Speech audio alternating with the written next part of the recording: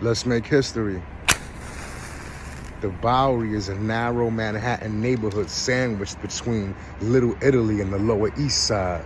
It was named after Bowery Lane, which had its start as an old Native American foot trail that actually spans the whole Manhattan Island. Bowery is a Dutch word that translates to farm. If you look at old maps back from the 1600s, you'll see where it says the 6 Great Boweries, because that area was a community of farms. During the 1820s, it became a hot spot for the elite.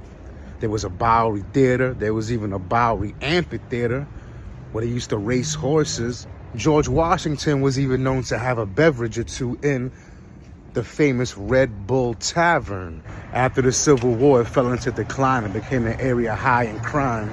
All those high-end venues became shops that catered to cheap thrill seekers. The Bowery was the first place in New York City where homosexuality was actually practiced publicly. That was very uncommon back in those days. It also was a known destination for those who wanted to hire the services of a prostitute. President Teddy Roosevelt actually wrote an essay back in 1913 where he compared walking into this toxic neighborhood like passing through the gates of hell. That's how bad it was. It was the eastern boundary of the old 5 Points neighborhood depicted in Gangs of New York. This continued all the way into the late 20th century. In the 1970s, the rock subgenre of punk music was born. It was home to CBGBs, which till this day, you still see people wearing CBGBs t-shirts.